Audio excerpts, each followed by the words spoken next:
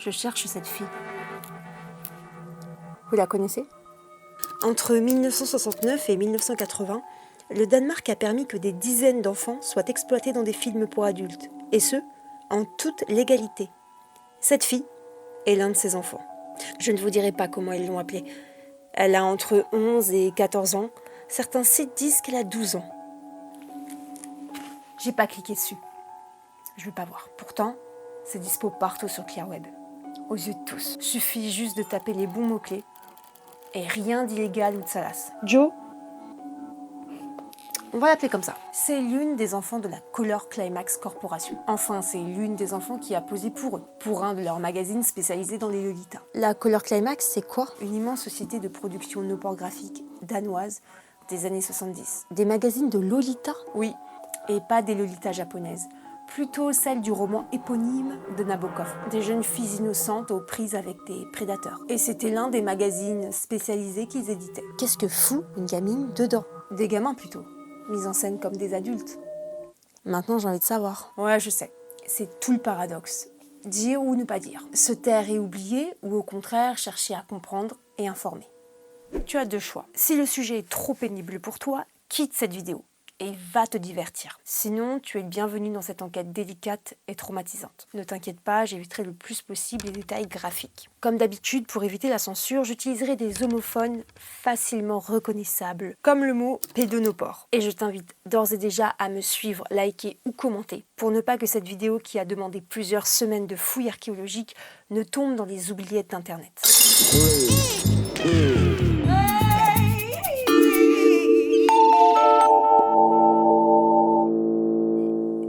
Des films pour adultes dans lesquels jouent des enfants dans un cadre totalement légal, cela nous paraît impensable aujourd'hui. Pourtant, ça l'a été. Et pas pendant 1 an ou 2, pendant 11 ans. 11 longues années où des producteurs peu scrupuleux se sont emparés d'une omission dans la loi danoise pour faire leur petite tambouille nauséabonde. Ces producteurs, ce sont les deux frères Theander, Jens et Peter, les rois du no-porn danois des années 70-80. Si vous n'avez pas vu la vidéo sur Bodil Johansen, je vais vous repréciser un peu le contexte. Depuis l'invention de la photo, il y a eu de la no-pornographie. Je vous apprends rien. Seulement, celle-ci était illégale et traquée par la police. C'était une pratique vraiment de niche. Là, pour trouver, il fallait vraiment chercher. Le Danemark ne faisait pas exception, bien que les mentalités étaient plus ouvertes là-bas. Ole Egg, photographe et pionnier en la matière depuis 1957, photographier des femmes nues, tout en flirtant avec l'illégalité. Car les policiers étaient capables de mesurer la distance entre les cuisses d'une modèle pour vérifier si l'écart maximum était respecté. Et si ça ne l'était pas, le contenu était saisi et qualifié de no-pornographie. Attends Germaine, je mesure là, 10, 10,5, non 10,5 c'est pas bon, 10 c'est bon, ouais. Il ne faisait pas bon d'être un pornographe à l'époque. Un homme en particulier. Un avocat de la police nommé Birger Wilke honnissait le no-porn et s'était donné pour mission de traquer toute production illicite. Un peu comme le commandant Merle pour les graffeurs dans les années 2000.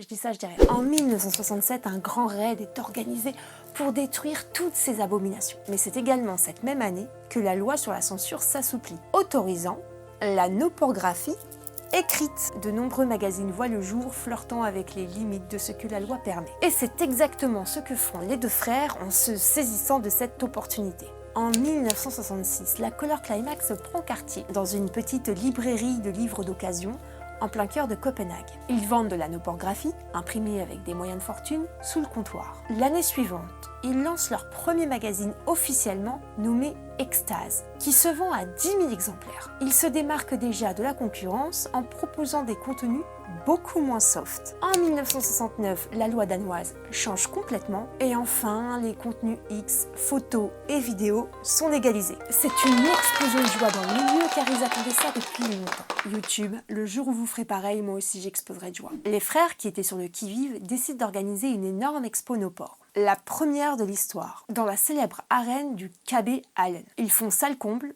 et assoient leur réputation. À cette époque, Color Climax est une revue connue pour ses romans photos pour adultes. Ils se diversifient assez rapidement en produisant des loupes en 8 mm de 5-10 minutes, montrant de la no-pornographie. Ils ouvrent même leur propre studio de production vidéo Candy Film. Ils produisent un peu de tout. Des films, des magazines sur des pratiques de niche, comme la bestialité avec Bodil Johansen, ou les pratiques extrêmes comme l'urophilie. Vous la connaissez, Catherine Ringer, la chanteuse d'Erita Mitsuko. Elle a donné même dans la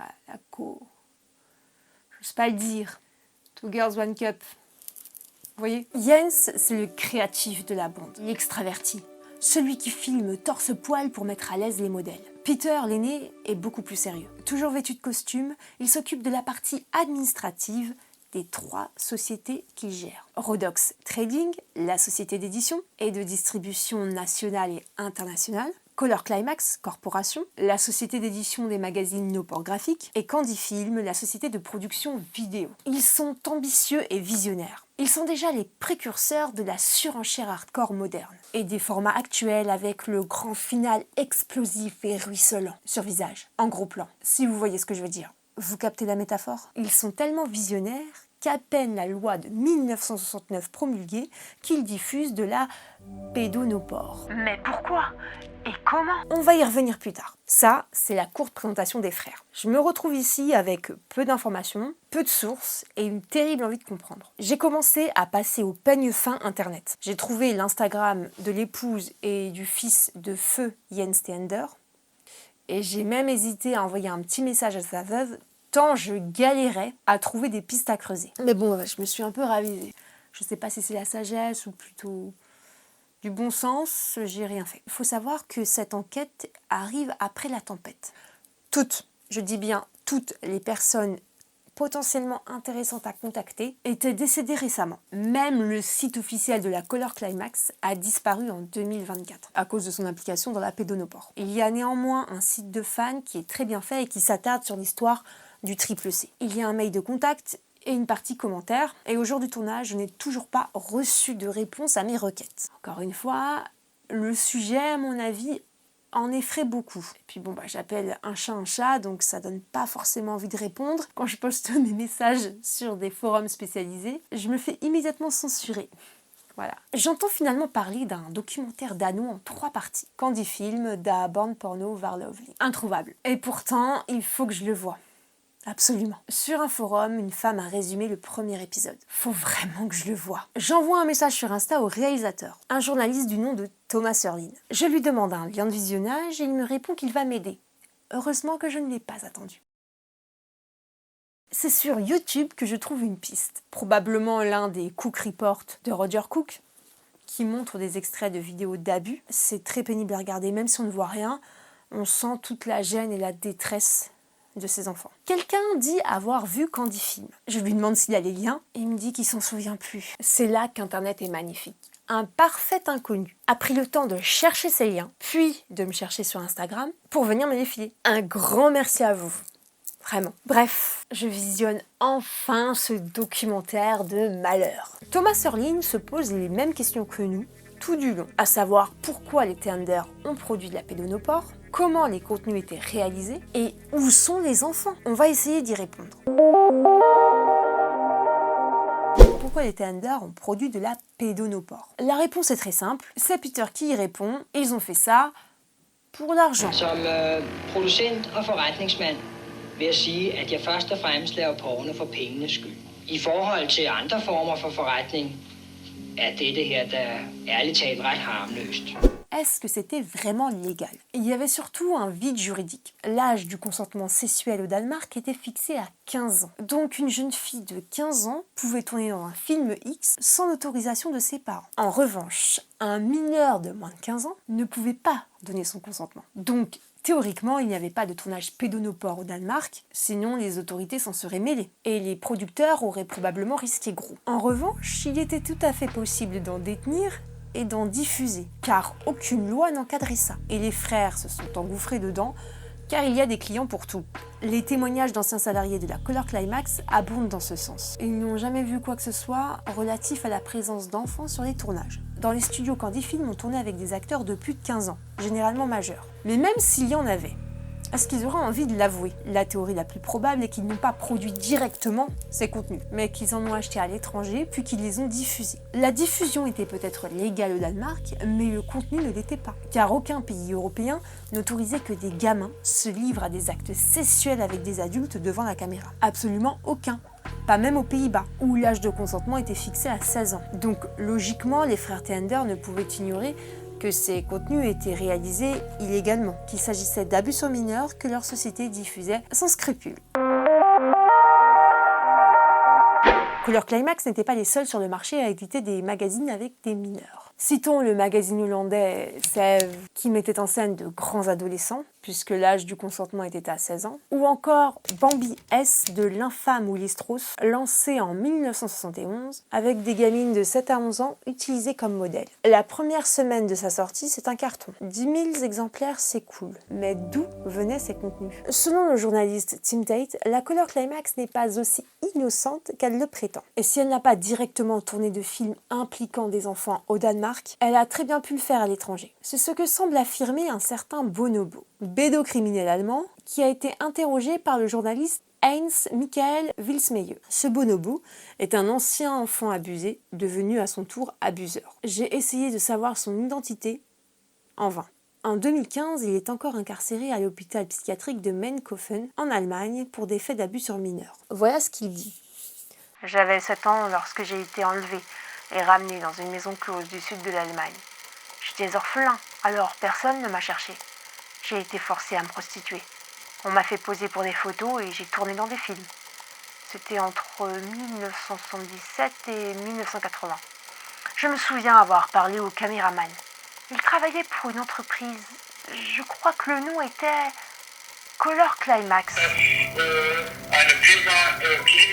Ce n'est qu'un témoignage, une hypothèse, car au Danemark, aucune compagnie non pornographique n'a été condamnée pour des abus sur mineurs. Tim Tate explique que les producteurs de pédonopores sont souvent des abuseurs, et ils utilisent du contenu pédonopore pour amadouer les enfants et les inciter à se dévêtir. Et il n'est pas étonnant de penser que certains parents aient pu emmener leurs propres enfants dans les griffes des réalisateurs. En tout cas, la demande est telle que des touristes du monde entier débarquent à Copenhague pour visionner ce genre de contenu, en toute légalité. Et j'imagine repartir avec quelques exemplaires bien camouflés dans leur valise. Évidemment, tous les pays ne disposent pas de vide juridique concernant la pédonopore, et il est impossible d'exporter ce type de contenu légalement. Aux États-Unis, l'âge légal pour visionner, acheter ou faire de la pornographie est de 18 ans depuis 1977. Avant cette date, certains États étaient un peu plus laxistes que d'autres. Néanmoins, ils sont envahis par ce type de contenu, et 85% d'entre eux proviennent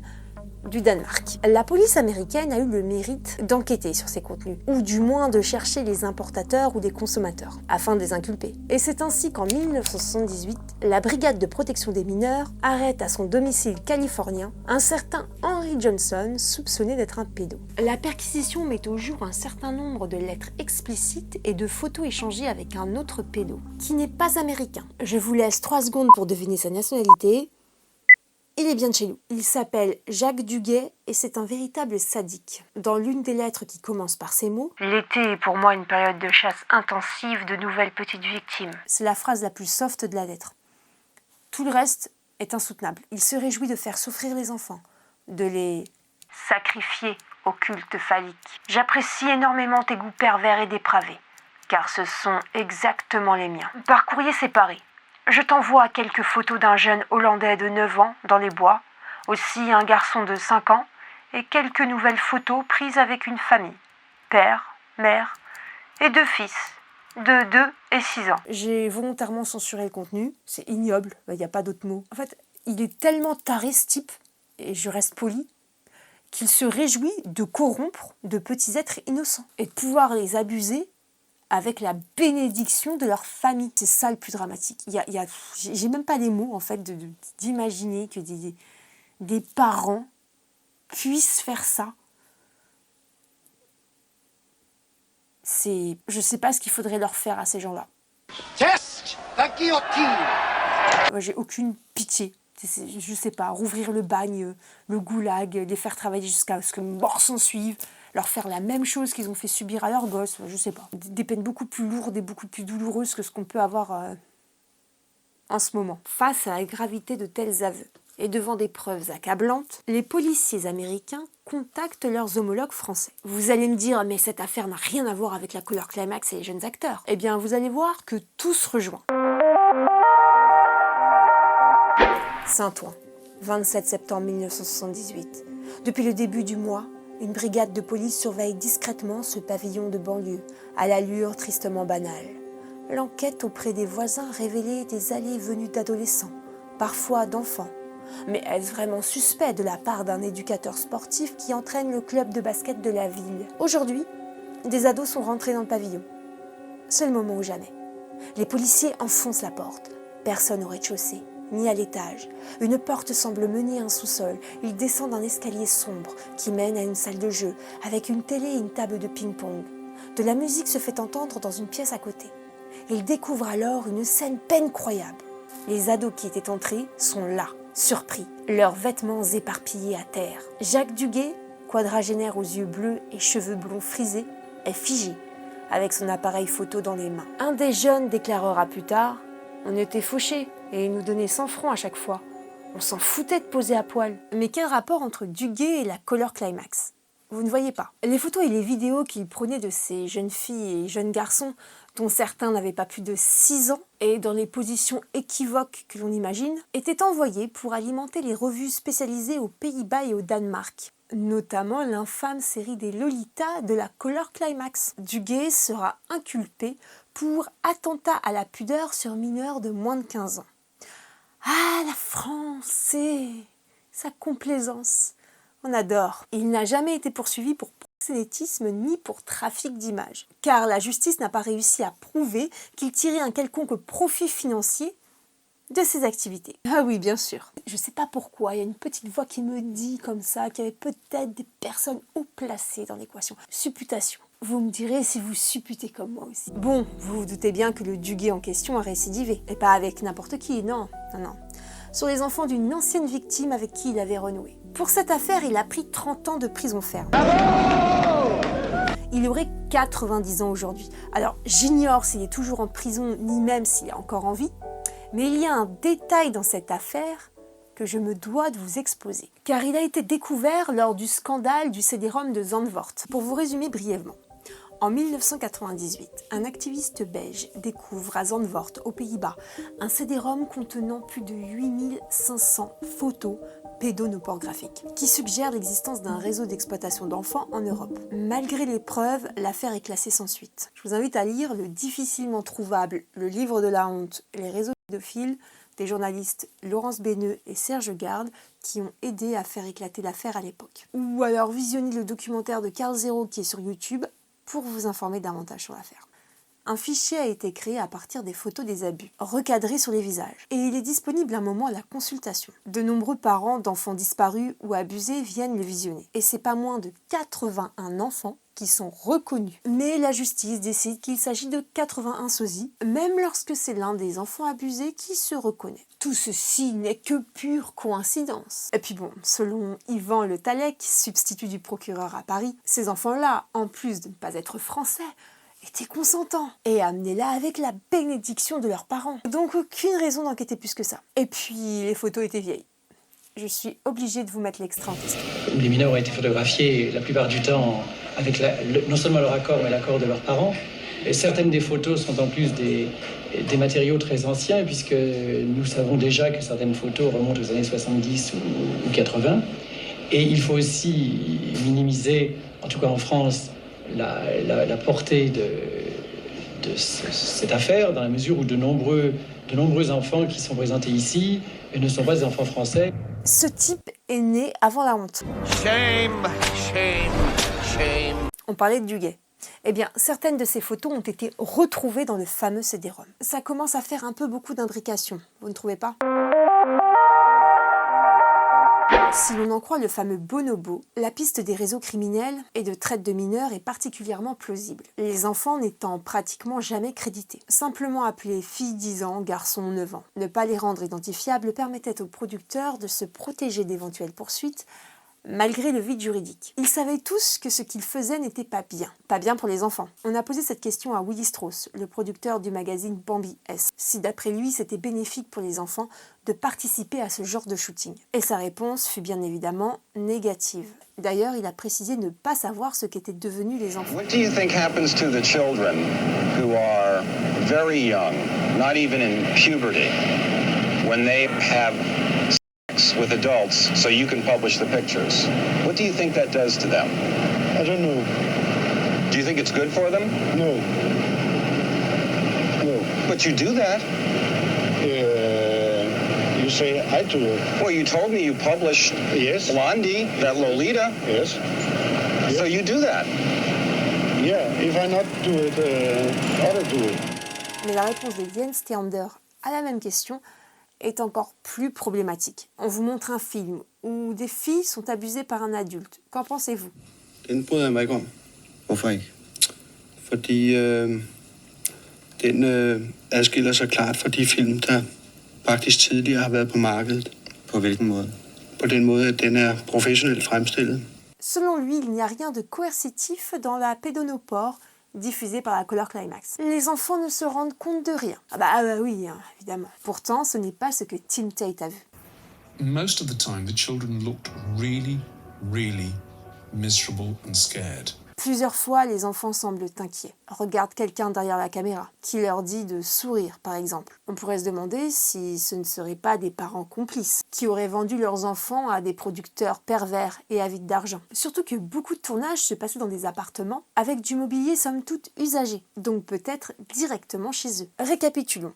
On a la piste des réseaux de proxénétisme, nationaux ou internationaux, celle des parents incestueux, et malheureusement sûrement celle des gamins pauvres, peut-être enclins à se prostituer et recrutés dans la rue moyennant un petit billet, comme Jacques Duguay aimait procéder. Il était interdit de tourner ce type de production au Danemark, comme il était interdit ailleurs en fonction de l'âge du consentement. Et on parle d'enfants de 7 à 11 ans. Donc cette question se posait partout en Europe. Tim Tate parle d'une session de tournage en 1975 dans une suite de l'hôtel Hilton à Paris, sous l'égide de Duguay qui aurait introduit les enfants en France. La piste du réseau avec lui est vraiment plus que probable. Il est presque certain que des réalisateurs peu scrupuleux ont tourné au Danemark, si l'on en croit aussi la description des enfants, comme la Danish Girl, mentionnée dans un film. Et si cela a eu lieu de manière discrète dans les studios de la Color Climax, les anciens salariés ont tout intérêt à nier l'existence de ces tournages, pour ne pas être éventuellement poursuivis, ni accusés d'un point de vue moral.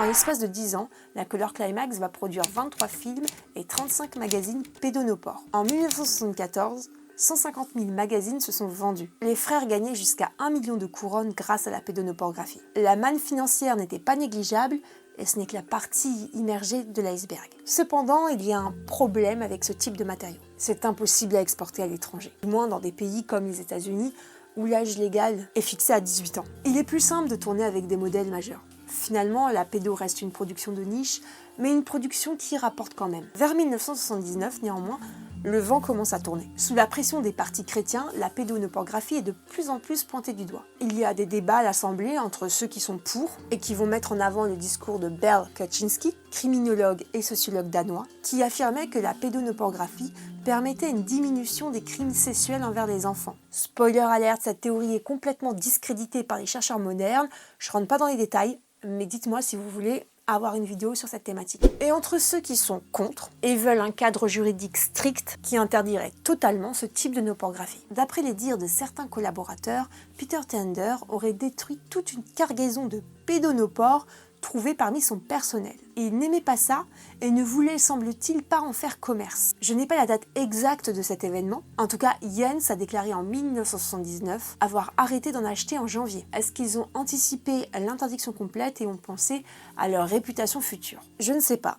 Mais il y a une vraie dissonance entre leurs paroles et leurs actes. 5 autres films seront produits en 1979. Donc même s'ils avaient arrêté d'en acheter en janvier, ils ont quand même écoulé les derniers stocks, on va dire. La conscience, ok, mais l'argent avant tout. En 1980, cette hérésie s'arrête enfin, avec l'article 235 du Straffeloven, le code pénal danois, qui interdit la production, la possession et la distribution de noporgraphie impliquant des mineurs de moins de 15 ans au Danemark. La loi prévoyait ainsi des peines de prison de 4 ans pour la production et distribution et des amendes ou peines légères pour la possession. En revanche, il était toujours possible pour un ado de 15 ans révolu de tourner dans ce genre de production. Et c'est précisément ce point-là qui a fait enrager les États-Unis. Sur un forum, j'ai même eu le témoignage d'un jeune homme arrêté en possession de contenu vintage Color Climax, inculpé pour possession de pédonopores et obligé de prouver la majorité des modèles qui étaient représentés. Il y avait, il me semble, Anna Marek, dont l'apparence très juvénile fait douter. Il a réussi à prouver son innocence en contactant directement la Color Climax, qui lui a fourni les preuves de la majorité de ses actrices. La compagnie avait conscience des difficultés d'exportation de contenu avec des mineurs et prenait les devants en tournant majoritairement avec des plus de 18. En 1994, pour se conformer aux normes internationales des droits des enfants, le Danemark interdit aux mineurs les tournages no porn. Donc les contenus post-1994 sont théoriquement tous faits avec des majeurs. Prudence est de mise avec ceux avant cette période. Est-ce que l'interdiction de la pédonopore a signé la fin de la Color Climax? Non. Par contre, il est fort possible que cet épisode de l'histoire du Triple C ait profondément et durablement divisé les deux frères. Entre un Peter, le businessman, qui n'appréciait pas les contenus pédonopores, et Jens, le réalisateur créatif, qui affirmait ne pas avoir de problème avec la pédo, tant que c'était réalisé de manière professionnelle. D'ailleurs, j'ai trouvé une des rares interviews de Peter Tender, datant de 1969. Par la suite, il ne voudra plus jamais en donner. Je vous la transcris car c'est assez surprenant. Y a-t-il des sujets que vous ne photographiez pas? Avez-vous une politique d'entreprise qui consiste à éviter certains sujets? Oui, nous ne faisons rien avec des enfants en bas âge. Ce serait uniquement parce que c'est illégal. Je parle de tout ce qui est légal. Quoi qu'il en soit, nous ne voulons pas en faire, même si c'était légal. Pourquoi ce point d'interrogation? Eh bien, mon frère a 2 petites filles et je pense qu'il pensera à ses propres filles, s'il en fait. Vous tenez-vous à l'écart de la pédophilie parce que vous ne pensez pas qu'il s'agit d'une chose vendable? C'est seulement une chose spéciale. Peu de gens voudraient l'acheter. Y a-t-il d'autres tabous que vous vous imposez?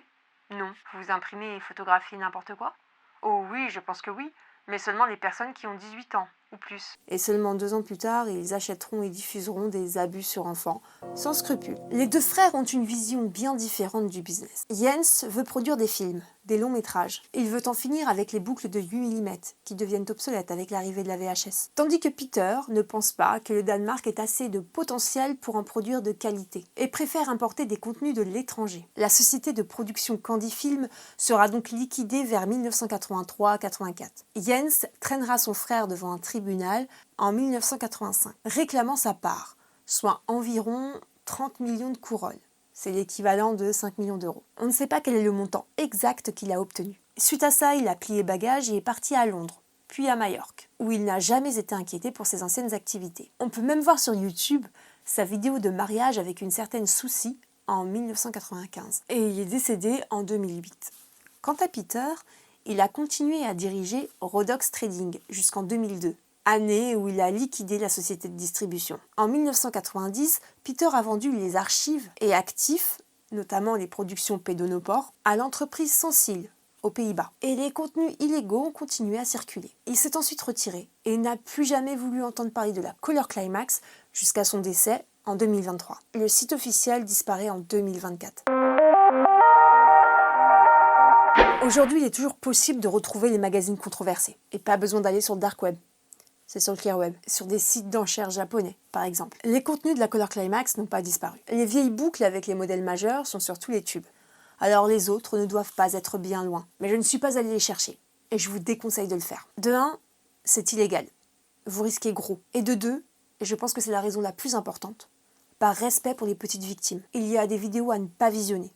Vous ne pensez pas? Les photos sont toujours là, même si elles sont rognées. C'est assez suggestif pour deviner ce qu'il se passe. J'avais mon filtre, mon Safe Search, activé lorsque je faisais ces recherches. Et je n'ai pas tapé de mots-clés illégaux. C'est ça qui est le plus terrible. C'est accessible pour tout le monde. Et surtout, j'ai peine à croire que personne ne se soit manifesté pour les identifier ou pour retirer ces contenus d'Internet. Est-ce que tous ces enfants sont morts ou tellement traumatisés qu'ils ont occulté cette période? À l'heure où on peut retrouver des drapeaux plantés en plein désert, on est incapable d'identifier ces gamins. Et c'est pas faute d'avoir essayé tous les moyens possibles en ma possession pour savoir qui était Joe. Je me suis fait ban de tous les forums Reddit dédiés à la Color Climax dès que j'ai dit que j'étais à la recherche de ces gamins. Coucou pédobire! Bon, il y a bien le pédocriminel Bonobo qui a témoigné, mais même lui n'est pas totalement sûr qu'il s'agissait d'un réalisateur de la Color Climax. Cet épisode ignoble de l'histoire de la noporgraphie montre une chose. En l'absence de loi claire, l'homme n'a aucune limite pour s'enrichir, quitte à s'asseoir sur ses propres valeurs morales. Et je pose la question là.